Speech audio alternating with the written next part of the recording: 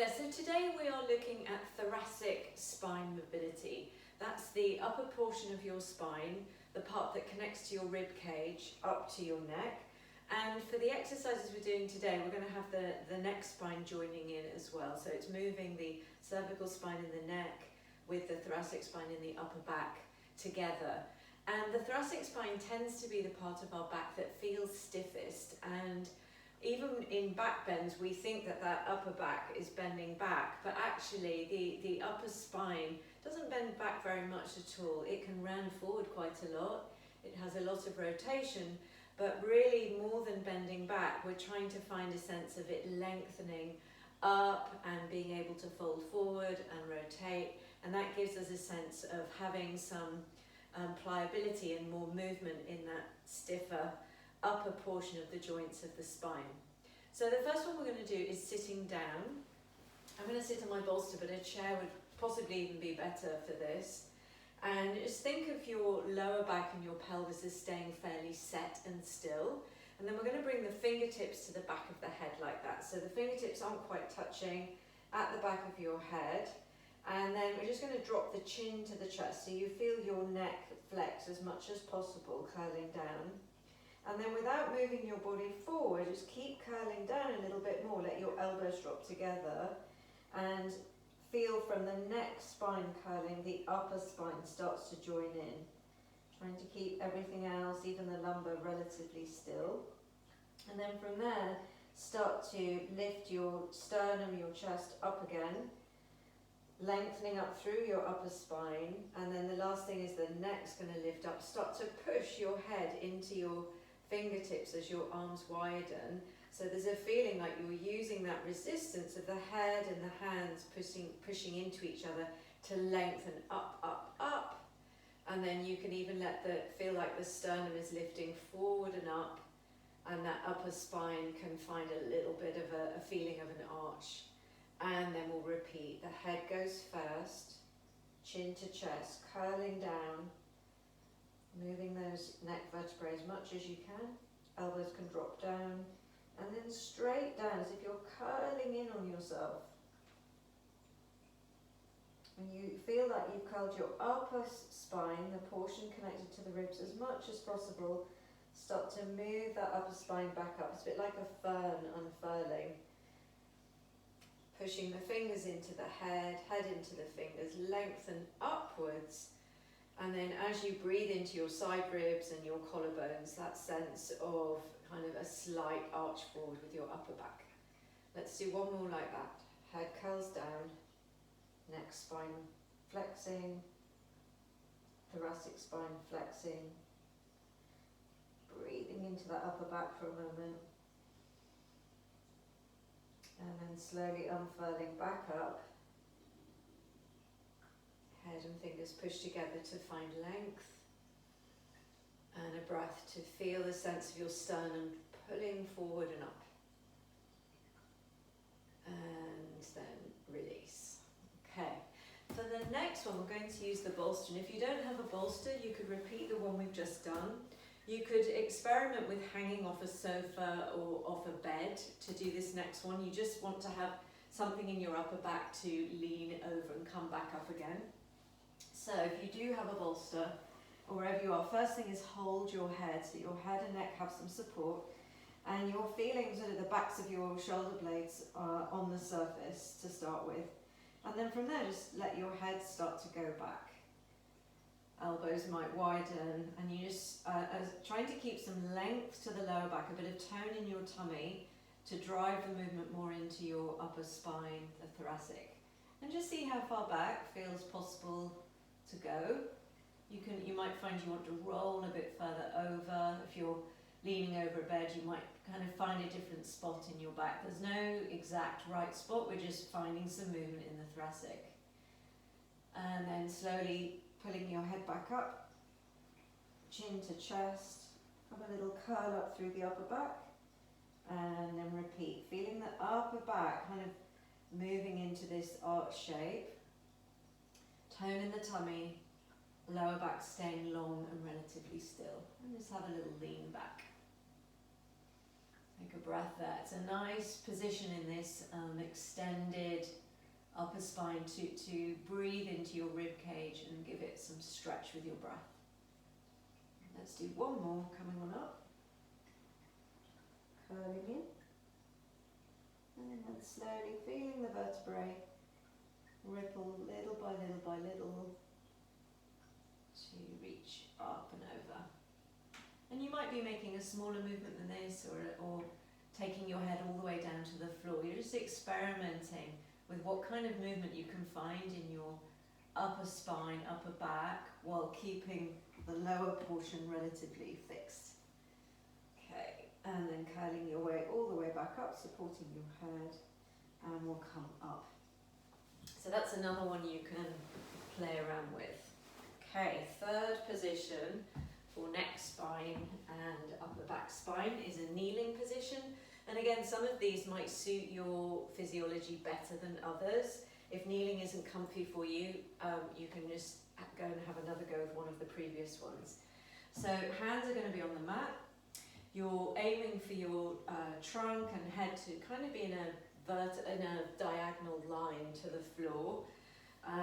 No set position, just kind of find where you feel like you can root your sit bones down into your heels and be kind of on a diagonal. So in this position, what we're aiming to do is feel like we're slightly locking the pelvis and the lumbar down, so they're encouraged not to move so much. We're driving the movement into the upper spine, the thoracic portion there. So we're letting those sit bones sink down to the heels, locking the lumbar and the pelvis downwards. And then let's start with the head again. You can do this movement without the neck spine joining in, but for today we're going to do both together. So chin to chest again, curling your head all the way down. Push down through your hands and see if you can feel into your upper back spine, curling it up bit by bit. And then from there, we'll start at the base of the rib cage. Pull your hands towards your knees and start to kind of ripple the other way. So you're drawing your lower chest forward, pulling your chest forward, pulling your hands to your knees. And as you do that, let the sternum pull forward, the head will start to lift up. And then we're taking the neck spine into extension as we look up, see how that feels, find your spot. And then you see if you get that feeling that the upper spine, the thoracic spine, is kind of moving forward in this nice kind of sweeping wave or arch forward. And then we'll go this time from the lower back first. So start to feel your lower ribs lift up, and you're moving up through your spine, up through your spine, up through your spine, and then let your head roll all the way down, chin to chest. And then starting at the lower ribs again, feel them drop down towards your thighs, vertebrae by vertebrae by vertebrae, pulling your hands to your knees. Pull your chest forward, pull your shoulders back. And then let's do that again. So you can start from the head down to the lower back, or you can start from the lower ribs back up. So we're going to do the lower ribs back up again. Drawing in. Just feeling vertebrae by vertebrae as best you can. So it's like a half cat-cow.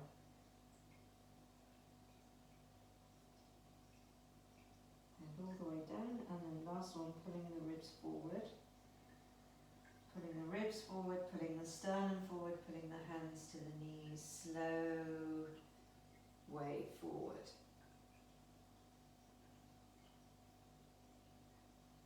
And you see how that feels in the muscles of your upper back as you pull your hands to your knees. Hopefully you're feeling that muscular engagement in the muscles of your back as well to help draw your upper spine forward. Okay, and then release that one. From there we're going to come down to lying on our tummy into Sphinx pose with the arms forward. We're going to do two versions of Sphinxes with a slightly different focus. So first thing, we're just going to kind of set the lower body. Again, we're trying to keep the lumbar relatively still and out of the movement, driving more movement into the upper spine. So you can firm your legs, firm your glutes, and then the key thing is to lift your navel, your lower abdomen up away from the floor. arch lower back to a straighter feeling in your lower trunk up to your belly button, and your belly button is lifting well off the floor. And then maintaining that kind of firmness in the lower half. Again, we're going to work from head down to the lower ribs and back up again. So from here, just let your chin drop to your chest, pushing down through your arms. Curl your head right in, neck spine flexes. And then as you push down through your arms, just see how much you can round up. It will be a small movement. Just rounding up through your upper spine till you feel a bit curled under. Your hips still stay down. And then from there, start to not just press your arms into the mat, but also pull your elbows towards your chest. Feel like you're pulling your spine forward bit by bit by bit. The sternum pulls forward, shoulders pull back, keep pushing down through the hands as well, and then lift all the way up, as hard as looking up as much as you're happy to. And then we'll repeat chin to chest, curling through the neck spine, into the top vertebrae of your upper back, pushing down through your arms, curving up as much as you can. And then feel your ribs drop a little towards the mat as you pull your elbows to your waist. Pull yourself forward. Can you feel that upper spine moving towards the front of your mat? And lengthening up. And then this time, just looking forward, pressing down through your arms. Turn your head all the way to the right, back to centre, all the way to the left. Just add a little bit of a neck movement in there. Okay, last one, chin to chest. Feel that link by link by link feeling of moving through your spine as you curl under, pushing through your arms. And then from the lowest ribs forwards, the spine alongside that, starting to lengthen forward, lengthen forward, lengthen forward. And then relax. Okay, so there you go. There's a Sphinx pose with the purpose of articulating the neck spine and the thoracic spine. If you move around a little bit, you might just start to feel a little bit more awareness in that upper spine area. Okay, we're going to finish off with a slightly different move. This is just while we're here, another way of doing Sphinx pose, and it's very similar. We're just going to find that position of legs active, glutes on, belly button lifting up, arms pressing down, and then as the elbows pull towards the waist and you find the spinal extension through your thoracic spine, we hold that. So it's a held position. And then once we're there, we're going to hold the strap and start to pull the hands apart. And what that does is just activate so many muscles in the chest, the arms, the shoulders. You just really can feel connection of so many muscles in your chest, back, upper body. And it can just be a really enlivening pose to help you feel all those muscular connections and teamwork. So we'll talk through one of them. So firming your legs and glutes. Draw your lower abdomen up away from the floor. And then we're going to press the forearms down in the mat. So if you start a bit collapsed, you feel like you're growing tall away from the mat. And then from there, start to pull your elbows towards your waist. Draw your spine forward into extension, just as we did earlier. And then from there, start to pull your hands apart and breathe. So as you inhale, you can widen into your side ribs and collarbones. Remind yourself to push down through your forearms every now and again. Notice the little shake that will be happening from the effort of pulling your hands wide away from each other. One more breath there. And then from there, take your chin to your chest. Start to look underneath you. Press through your arms again. See how it feels. You can tuck your toes, lift your hips up, rounding your spine up, the whole spine now as much as you can, as if you're doing a cat pose, even though we won't go there. Pull your elbows and knees towards each other. Round up, feel the shake. Breathing there, so the whole front body lights up with activation. And then you can lower your hips back down.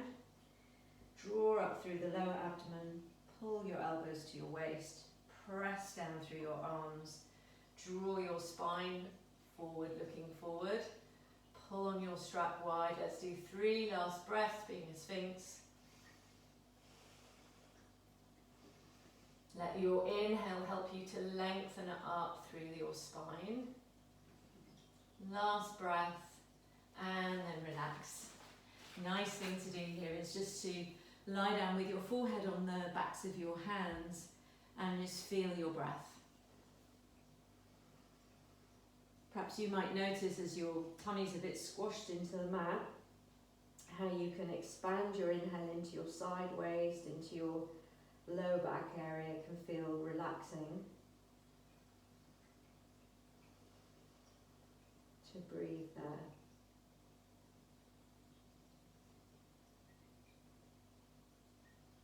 And when you're ready, just slowly push yourself back up. Okay, so there's a few movements, all focusing on finding movement in your thoracic spine and in your cervical spine, in your neck, finding that extension, which arching forward, which is really more of a lengthening of those upper back vertebrae, and then also finding the flexion. And as you move kind of in a wave between those two shapes, feeling that how the vertebrae are moving next to each other, link by link by link, it can just help that whole upper back area start to feel a little bit more mobile, looser and more comfortable. So let me know how that goes, and do send me a question if you have any.